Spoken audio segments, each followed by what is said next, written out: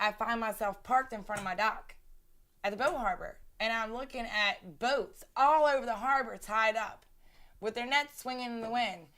And I'm sitting there, Matt, and I was thinking about it. I'm like, what do I do? What do I do? What do I do? What do I do? And I said, just do something. Go do something right now. So I drove to the claims department. When I walked in, you see the little dude, Daryl Willis, black guy, bald head, real nice sounded. He's Louisiana, born and raised Louisiana, and BP's here to make it right.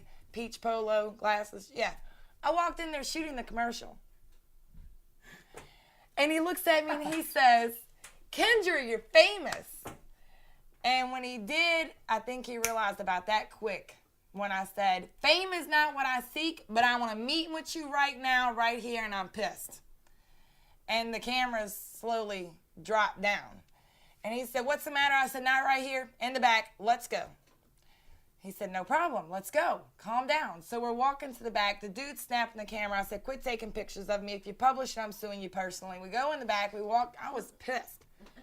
And the first thing they want to do, all of them, any of them, is sit you down. He pulls down a chair, sit down right here, and then he pulls the chair up, and there's a 1.5 foot difference in between our knees. Now, I have to stop for a minute and tell you that Daryl Willis is actually one of the most sincere people that I've met through this whole situation, believe it or not. But I was still pissed. I didn't care. So I got my notebook in front of me, and I'm going off about this scenario. I mean, I'm just losing it. And he's like, this isn't what this was set up for. This isn't how this is supposed to work. Wait, explain it to me again. I'd explained it to him like a dozen times. So I finally get through to him, and he finally understands what I mean. And he even tells me that I might have to go up there and explain to the big guys, since us small people need to go explain to the big guys about what I'm talking about. That was on the 8th. On the 10th, I got a call at about 5:30 in the afternoon. It's Daryl. He wants me to summarize in a letter to BP what I was talking about. So I did, and I'm going to read it. To Daryl Willis and Alan Carpenter. Now, Alan Carpenter is part of Large Claims. Daryl Willis is BP. From the Community Council for Recreational and Commercial Fishermen. Reason, vessel of opportunity payment versus claims payment. It has come to our attention that British Petroleum intends to deduct what monies it pays out to fishermen impacted by the MC-252 incident and who are now working under contract with the Vessel of Opportunity Program for monies BP has committed to paying loss of income claims.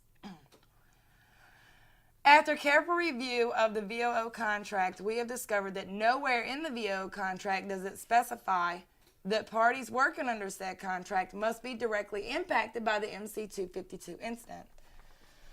I'm sorry, my throat's been killing me for days. The fact of this omission has allowed any and all persons to work under the VOO program.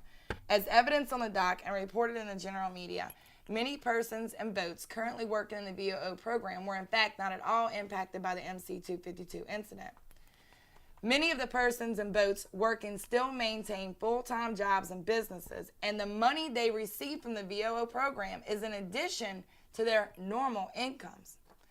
Given these facts, to deny those persons directly affected the same right to earn over and above their normal incomes does not only constitute discrimination, but borders on criminal persecution.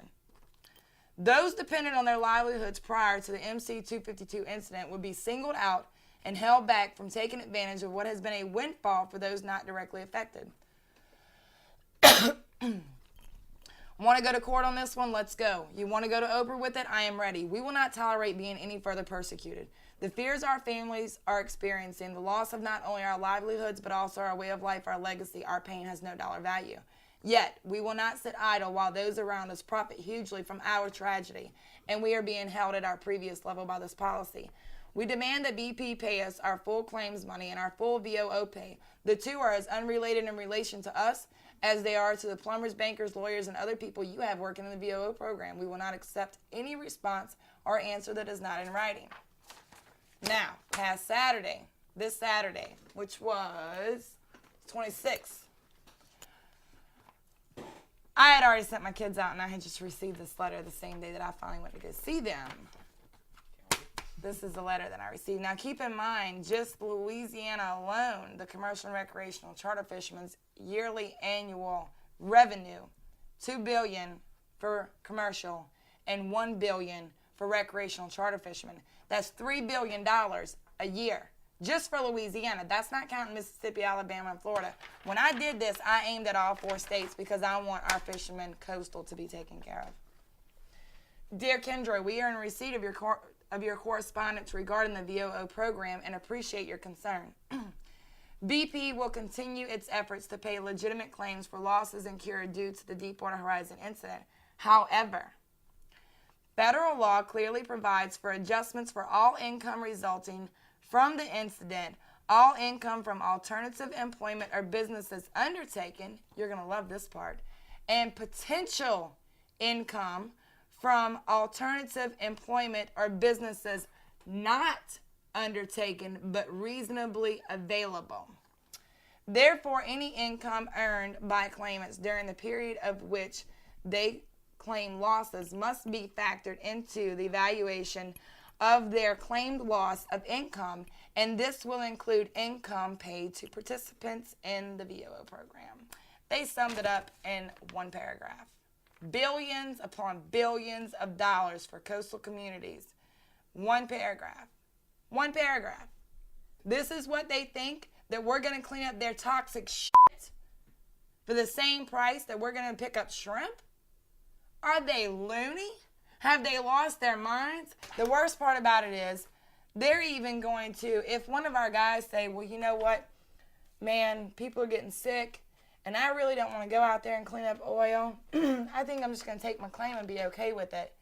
They're even considering deducting monies for employment not undertaken. This man called me and was almost in tears, he sounded like, on the other end of the phone. He was so upset that his company did this to our Louisiana fishermen and the fishermen across the coast.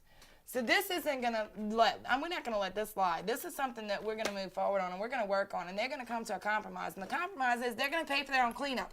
We're not working off our own claim and paying for their cleanup on that. You got boats from all over the United States down here. It's bad enough that these other contractors' boats are being paid above what our contracts are being paid.